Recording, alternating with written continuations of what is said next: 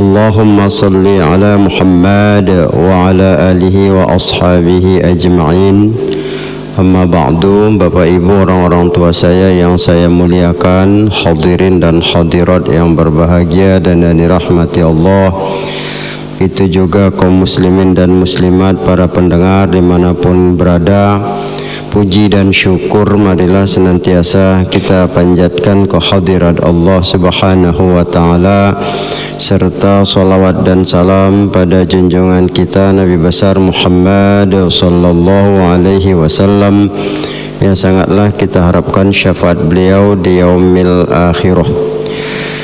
Baik, pada pagi hari ini kita lanjutkan dalam kajian da'i dan dakwah ya bagi anak-anak kita, di mana yang lalu kita sudah sampaikan sampai bertahap di dalam merubah tingkah laku walaupun sesama dia.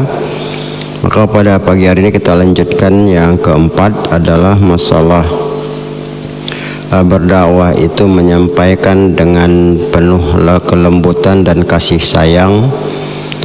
Ini perlu dilakukan karena memang orang ketika dia kasar, ketika dia keras, itu menyampaikannya juga tidak mungkin dengan kasar dan keras.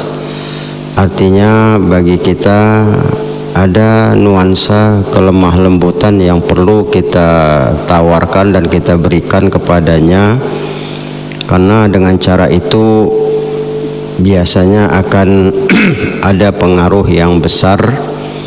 Apalagi kalau kita lihat di dalam Al-Quran di surat Toha 114 itu digambarkan bagaimana Allah menyuruh Nabi Musa dan Nabi Harun ketika berhadapan dengan Fir'aun, faqula qawlan layyinan, ya berkatalah kepada Fir'aun itu kalian berdua dengan perkataan yang layyinan, yang lembut. Karena kita tahu dalam sejarah Fir'aun itu orangnya kasar, orangnya keras. Jadi tentu kalau keras dihantam sama keras juga, ya ini jelas akan ribut ya.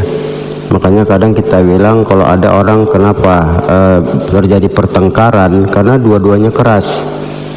Makanya Rasulullah pun kalau Aisyah marah dia diam, tungguinya sampai selesai. Kalau Rasul marah, Aisyah tuh diam. Jadi artinya marah bisa berterima, kita tahu situasinya, kemudian tidak terjadi kegaduhan yang besar. Ya kalau kita kan suka bawa emosi, kadang-kadang yang nggak perlu terlibat pun terlibat. Suami istri bertengkar, piring pun yang nggak salah terlibat, hancur juga lah. Ini yang kadang-kadang nggak betul ya, nggak pas itu. Ini yang tidak pantas ya. Banyaklah kalau kita lihat ya, kadang-kadang piring hancur, kucing lewat, kucing disepak kadang-kadang coba lah. Yang nggak ada keterlibatan itu. Ini kan tidak bijak sebetulnya ya. Tidak ada kelembutan.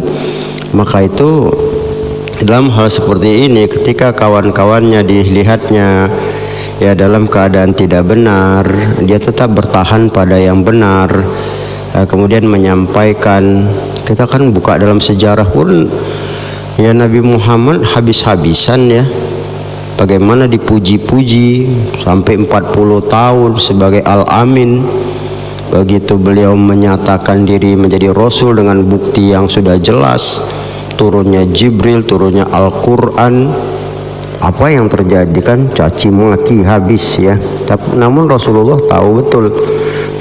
Dia sambut ya dengan senyum ya, dia tetap sapa dia bagaimana ya, karena kadang-kadang itu tadi ya, selalu terjadi yang bertolak belakang. Memang kita tidak suka kepada yang salah, tapi kadang-kadang ketika kita mensikapi dengan kasar, akhirnya orang jauh ya. Salah itu memang tidak bisa dipungkiri, tetap hati kita akan jadi benturan, menolak, enggak terima. Tapi nggak mungkin kita harus sikapnya frontal ya. Makanya di Quran itu kan asyidda walal kufar ruhama'u bainahum ya, bagaimana beliau itu tegas, itu masalahnya tegas, keras terhadap kekufuran ya, tapi punya rasa kasih sayang, kan ini masalahnya. Makanya ada yang ngeludahin, dia senyum, kemudian sakit didatanginya. Bagaimana Yahudi tua yang buta dikasih makan di depan Nabi, dia caci maki Nabi 2 tahun, bukan tanggung itu. 2 tahun disulangi Nabi, disulangi tiap hari itu pasti Nabi dihujatnya Nabi habis-habisan kan. Ya Nabi udah ya tetap disulanginya. Ya apa akhirnya kan sadar dia ketika sudah meninggal, ya Abu Bakar yang menyulangi. Jadi banyak hal. Nah, ini menjadi cermin kita.